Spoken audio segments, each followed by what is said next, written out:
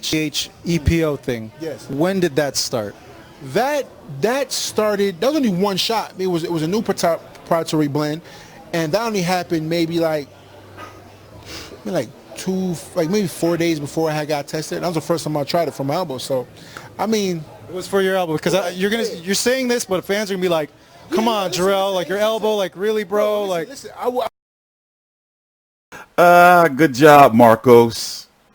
Go check out the full interview on Fight Hub. He's did a series of interviews this weekend. I guess you can say he resurfaced in a way the week of Joshua versus Ruiz. Remember, he was supposed to fight Anthony Joshua. He's saying it was 2 drug tests, not 3 drug tests, but either way, what is it, 3 different PEDs? The most important one right here, he's saying that he took the shot. He's saying he took the shot. That right there, now I'm no motherfucking lawyer or district attorney or work in the legal field, kind of do in a way, I guess. But in the court of, yo, bro, you did it. the new proprietary blend, and that only happened maybe it was a new proprietary. Did that start? That started. That was only one shot. It was a new proprietary blend, and that only happened maybe two. So he's doing a campaign, to clear his name and to get as much momentum as he can, because he's going on to fight likely Tyson Fury. I think they're going to do it. I think we're going to see him versus Tyson Fury in September or October, and to further clean up his name, like he said in his interview, go watch it on Fight Hub, he's going to sign up for VADA. And he said 6 months. No, bro, you need to be in VADA. He needs... When you get some shit like that, especially if you're going to be back in the sport, and I know the way ESPN is going to work it, they're going to make sure that they say, and he failed the 3 drug tests. One thing I like about ESPN is they don't sugarcoat the shit. For example, when Kovalev got into his domestic dispute, I didn't think they were going to talk about it with the chick, but they did. So I expect for them to bring this up. So anyway, he was in Vegas at Fury versus Schwarz. He's saying he's been getting calls of support from guys like Tyson Fury, Dylan White, guys like that, like, yo, what's up, man? That shit, keep your head up.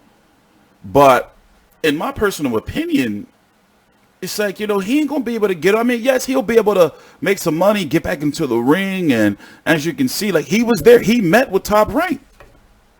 I wouldn't be surprised if the deal is already done. It's just that they're trying to maneuver some shit to figure out, like for example, looking at the buzz on his interviews on YouTube, all dislikes. For example, here's the thing. He's going to be the villain for Tyson Fury. So it's going to happen here in the States. They're going to try to do it in Madison Square Garden.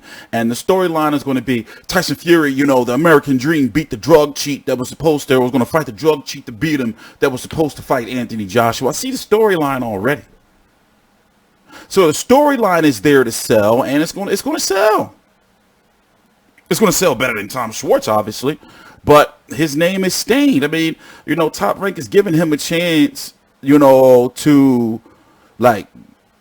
get his life back together. And it's crazy because a lot of people are wondering, why is he still fighting?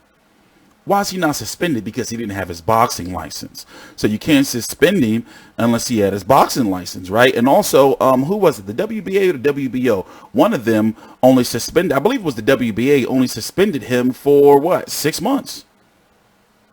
And then you have Top Rank, who's in cahoots with the WBO. So he's back in business. And I'm sure he's had plenty of time for help with his story, to do research and to come up with, the elbow shit. I'm going to say I use that shit for my elbow. He's saying to use HGH for his elbow.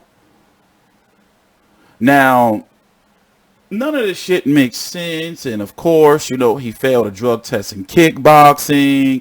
None of this shit makes sense. And truth be told, fans not trying to hear that shit. Fans don't care. I think Tyson Fury going to school him to death. I'm really more importantly interested in how he's going to look, because this is not a situation where they can like, okay, well, we're going to sign you up and build you back up and have you fight, you know, a guy like Tom Schwarz or another fucking Bojan Dino. Nah, they got to throw him into the flames. They got to throw him into the flames. If he want redemption, he can't be on some, I want to build my, no. You know, I think Tyson going to school him. We're going to see, though. The story is developing. So it's supposed to be him or Kubrat Pulev that's supposed to be getting Tyson Fury. I think Kubrat Pulev is going to hold on to his mandatory spot since Tyson Fury has already signed to fight Deontay Wilder. I think Pulev is going to fight somebody and then, you know, go after that mandatory. I see Tyson Fury, Big Baby Miller. I see it. I'm TstreeT Controversy. This is TstreeT Controversy Live. Man, this shit is stupid. I mean, you know, not like, don't get me wrong. I'm going to want to see the fight. I'm going to support the fight. I'm going to want to see it. You know, I understand that it's money in it. It's money in it. In the Joshua Ruiz aftermath and and now that, you know, he's doing his media rounds, he's back now. You know? TstreeT Controversy. This is TstreeT Controversy Live with FightView360.com. Please subscribe.